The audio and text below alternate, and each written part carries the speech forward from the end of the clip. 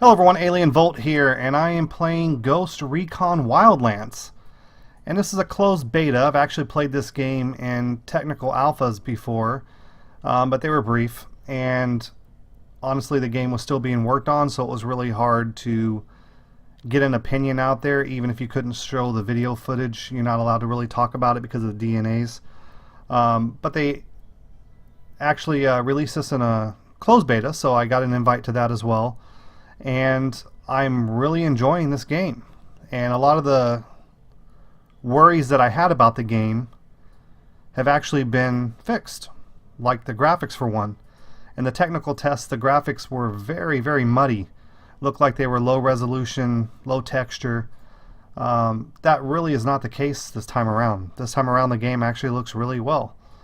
And it's not up to the Division. A lot of people were expecting the Division quality. Well, it's not. The map is really huge. It's on a completely different engine. It's closer to what you would find in an Assassin's Creed game than the Division. And that's going to be a little bit disappointing for some people. But the game itself does look very good. I mean, I'm not going to really complain about it because I liked it. Would I have liked it to look like the Division? Sure. I'm all about immersion. You know, the better the graphics, the easier it is to immerse yourself into the game and, you know, have a good time. However, graphics aren't everything. Your game has to play right. You know, you have to have a good time playing it. It has to work right. And they've pretty much accomplished that with this, in my opinion. This game is a blast. Now, even after the technical test, with as bad as the bugs were and as awful as it looked during that time period, I really wanted to play this game. Like, it was one of the games that I couldn't wait to get an invite back to play it again. That's how much I liked it. Even with all the bugs and the graphical glitches, I just really wanted to play this game badly. It was something I was almost, you know, craving. I had to get in here and play this. So I was really excited when I actually got the invite. And I sent my keys to my kids so they could play with me. And you'll see them here on some co-op footage later on. We'll be playing together. And we had a really good time. Now when you start out, you get to customize your character, and you can change everything from the skin color, facial hair, facial types, tattoos, marks, scars, all that stuff. And you can also pick like your clothing, what color, what type of gear you want to wear. Now I don't know whether or not Ubisoft is actually going to offer any microtransactions in the game where you can purchase outfits or, you know, skins for your weapons. My guess would be they probably will. I mean, they do it with not Ghost Recon. They do it with Rainbow Six Siege. And a lot of AAA titles are doing that now, either whether you can buy battle packs like in Battlefield games to unlock skins, or you can, you know, just straight up buy the skins like in Call of Duty. It's there even though it's not widely popular. I mean, some people don't mind that it's there and they just want something new to customize their character and their weapons. Other people are irritated by the fact that you have to pay more for the game, for those little features, and think that they should just be included, especially when you're paying, you know, $100 for a game in the season pass. I think for the gold edition, I think that's what it costs. I think it's $99 is what I paid when I pre-ordered. But the game does offer you quite a few options, as well as some bonus material that you can get from other websites. That's already in the beta right now. So whether or not they go beyond that with the microtransactions, I can't say for sure. My guess would just be they will. Now you can customize everything. I mean, even the hats, the backpacks, everything. Colors, styles, you know, even logos like patches on the character, which is really cool.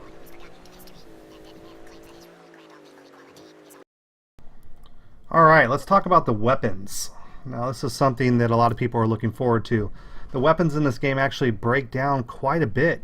You can actually break them down as much as you could in Crisis, if not more. You can swap out everything, the sights, the barrel, the compensators, the magazines, the stocks, everything to customize these weapons in order to what you like, as well as weapon skins and things like that. Now you can pick up weapons out in the world from the NPCs, and some of them are going to be better than what you have, especially at first.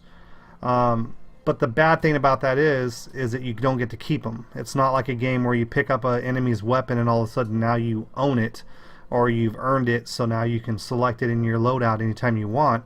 Once you die or drop the weapon, it's pretty much gone.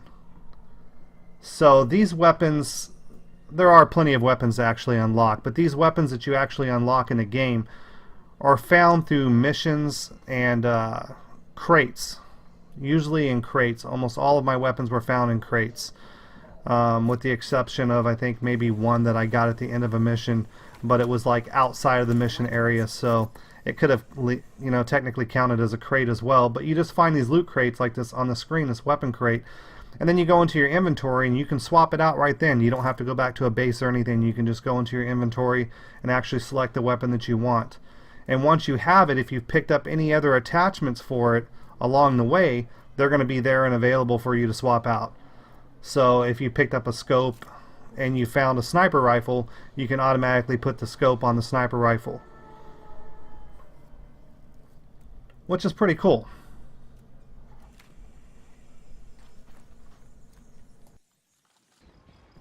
So while you're out there, not only do you have to keep your eye open for those weapon crates, but you actually are going to find a lot of different rebel supplies, whether it be electronics, fuel, whatever, as well as metals. Now the metals are what you really want, because although you may get some points to level up and get your skill points increased by completing missions, you can also find the metals throughout your adventures throughout the Wildlands and upgrade your points that way.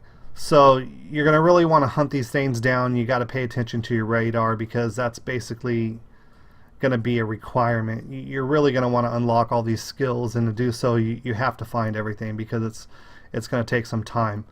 Not to mention the fact that when you find the rebel items, the rebel supplies, you actually unlock different rebel abilities, so you can call them in to assist you, whether it's through air raids or, you know, vehicles, whatever it happened to be, which is really, really useful when you're playing, and you're going to get used to doing that, especially if you're playing by yourself.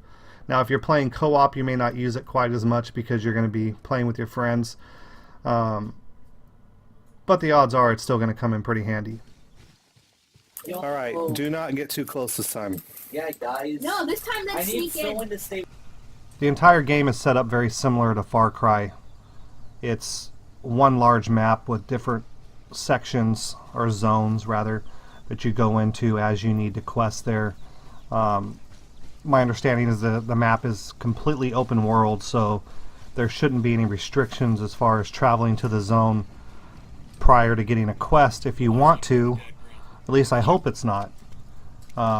In the technical tests and the betas, there's always been out of bounds areas for the zones, but I was assuming that's because they didn't want you in unfinished areas that weren't ready to be played. Now, the actual game itself, I'm hoping, will be very similar to Far Cry, but it'll be an open world that you can actually travel to at any time you want. Eyes on the third.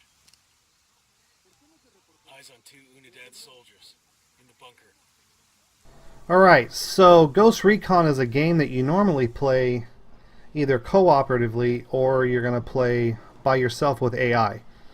And a lot of people like that. You know, a lot of people are into that. You've got 3 AI companions basically that back you up, and that only really works if they're smart, if they're intelligent, if they can actually back you up. How smart are these AI? Well, they're not bad. They're not as good as I would have hoped, but they're not bad.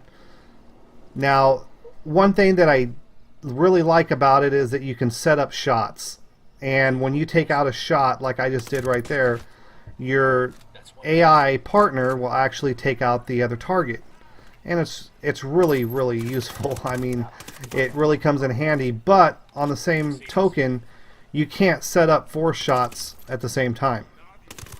You've got 4 of you. I mean, you would think that why not, right?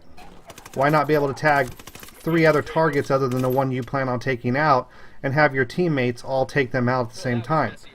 That seems reasonable. It seems something you could realistically do through communication channels if you're actually working as a squad, but this game doesn't really allow you to do that. And that's too bad.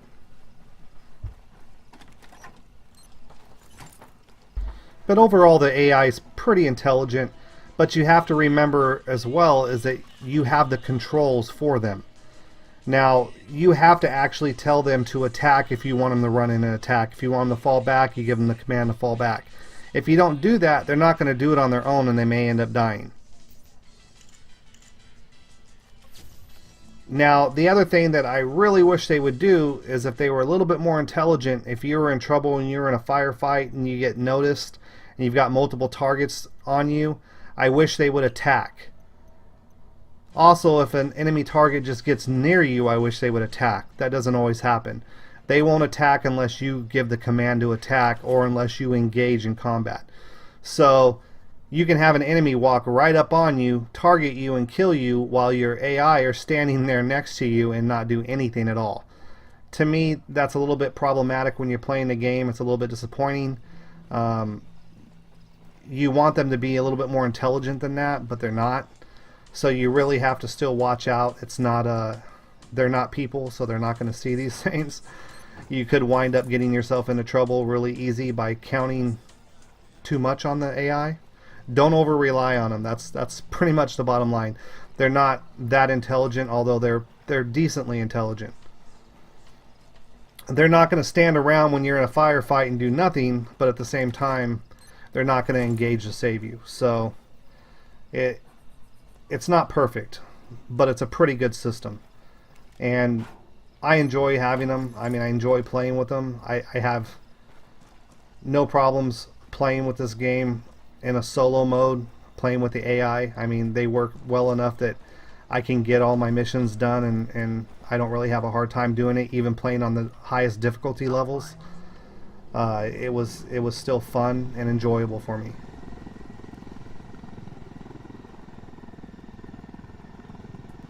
So besides this game looking beautiful, I mean, it is a beautiful looking game now. I mean, they've done a lot to it. You really have to take advantage of things like night vision in here. And although this isn't super dark at that point, it does get pretty dark most of the time. And if you're not careful, you can't see anything. You'll run right into enemy targets. Ready. Call the shot. So the night vision is almost a must when it becomes dark, unless you turn up your gamma or something where you don't need it.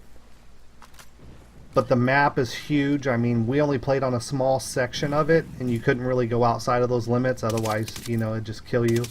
But the map is huge, and it really does look good, especially for the size of it. But the thing that really shines in this game is co-op, and I think a lot of people are going to really enjoy this playing it co-op. And it doesn't matter how you play. I mean, if you want to play tactfully and go in by the numbers, you can. This game allows you to do that. It's perfect for it. If you want to go in and just, you know, have a good time and screw around with friends, blow up things, you know, just see what you can get away with, have a lot of fun, you can do that as well. I mean, the game's set up to play any way you want. And I think that's where it's going to really shine. That's what people are going to really like about it. Now, when I played this time around, I just invited my kids, so we all played together. And I'm playing with my 11-year-old and my 14-year-old through this clip, and we're completing this mission together. And it was easy enough to do. Now, the downside is we didn't have that fourth AI, and that to me is also an issue. I think that if you're going to play with one person in co-op, you should have two AI. And I don't know whether the interface isn't allowing that or whether it's just something they overlooked, to be honest. But if you're playing, no matter how many people you have with you, there should be an AI if you don't have up to 4 players, in my opinion. Because these missions are designed for a 4-man team. And if you invite somebody to you and all of a sudden you drop down to a 2-man team, it becomes more difficult to get it done. It'd be nice to have those 2 AI there to help you. And it is definitely nice to have them. We were able to do it in 2-man teams, but it was a little rougher. I mean, especially if one person drops and then you've got no one to really cover while the other person is trying to res. So it just becomes a little bit more difficult, more challenging, especially on the higher difficulty levels. But it's doable. Now on these ones it was definitely a lot easier. 3 people were plenty enough to do this. And we had a good time. I mean, it was fun.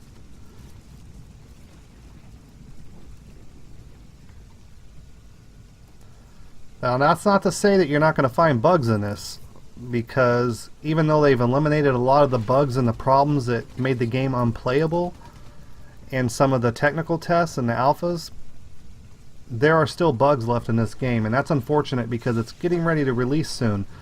So a lot of people are going to buy this and encounter the bugs, especially in co-op, and they're going to be disappointed, and that's going to hurt Ubisoft on the release. I honestly think that if they need more time to finish this up, they need to push back the release date a little bit, because right now the multiplayer definitely has bugs. I mean, we encountered, you know, instances where, you know, one of us were driving and we're outside of the car and it looks like we're chasing the car here. It's not. You're driving the car. You're just following the car.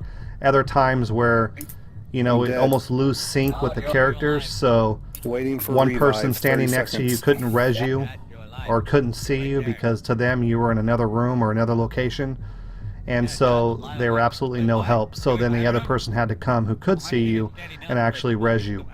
And I don't know what the problem was exactly, whether it's just a sync issue with the co-op, but you know, here's another instance where, you know, you've got someone falling out of the helicopter, but they're still in the helicopter. They're secure, they're there, they're riding in the helicopter to them, but everyone else sees them falling out. But the game's pretty fun. I mean, we had a lot of fun with it. I mean, we went through and we had our instances of trying to blow each other up, throwing grenades in vehicles, throwing C4 on vehicles. I mean, using like the call-outs from the guerrilla warfighters to try to blow up each other. You know, we had a lot of fun just playing, and then we had a lot of fun just playing very tactfully and going in and marking all the targets and clearing them and calling the shots. Had a lot of fun, and I was able to complete this and had a really good time. So I hope you guys are looking forward to the game, because I am. If you liked the video, please like and subscribe, and I'll see you next time.